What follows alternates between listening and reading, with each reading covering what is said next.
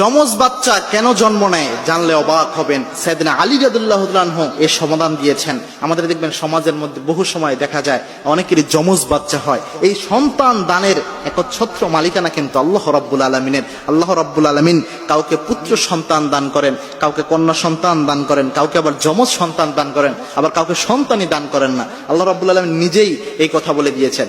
আল্লাহ রাব্বুল আলামিন জানিয়েছেন, ইয়াহাবু লিমান ইয়াশাউ ইনাসাও ওয়া ইয়াহাবু লিমান ইয়াশাউ যুকুর। আমি আল্লাহ রাব্বুল আলামিন যাকে চাই পুত্র সন্তান দান করি, যাকে চাই কন্যা সন্তান দান করি। আবার ওয়া ইয়াজআলু মান ইয়াশাউ আকিমা। আমি আল্লাহ রাব্বুল আলামিন যাকে চাই নিঃসন্তান করে তাকে আমি আল্লাহ রেখে দেই। সন্তানই দান করেন না আল্লাহ, এমন বহু মানুষ রয়েছে। এটা আল্লাহ রাব্বুল আলামিনের ইচ্ছা।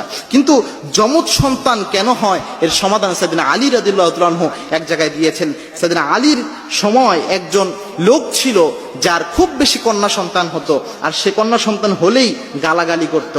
একদা ওই লোকটার সর্বশেষ যে সন্তানটা হয় সে সন্তানটা যমজ সন্তান হয় এবং দুইটাই কন্যা সন্তান সে জন্মদান করে তার স্ত্রী। যার কারণে সাইয়েদনা আলী রাদিয়াল্লাহু আনহু যখন শুনতে পেলেন যে সে খুব গালাগালি করে কন্যা সন্তানের জন্য, তাকে আলী রাদিয়াল্লাহু আনহু ডাকলেন। আলী রাদিয়াল্লাহু আনহু তাকে ডেকে বললেন, ভাই, আপনার কন্যা সন্তান হয়, আপনি এই জন্য অনেক রাগ করেন। কন্যা সন্তান আল্লাহ রাব্বুল আলামিন যাকে তাকে দান করেন না। আল্লাহ রাব্বুল আলামিন যেই ব্যক্তিকে বেশি পছন্দ করেন ওই ব্যক্তিদেরকে আল্লাহ রাব্বুল আলামিন কন্যা সন্তান দান করে দেয়। সুবহানাল্লাহ।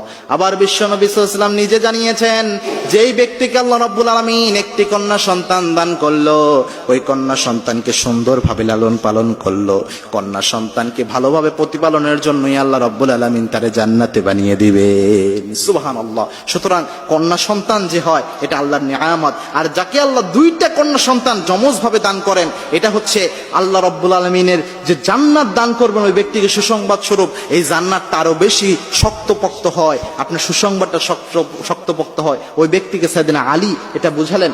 দেখেন, আমাদের সমাজে কিন্তু এই যমজ কন্যা সন্তান নিয়ে বা যমজ সন্তান নিয়ে অনেক ভাইব রয়েছে।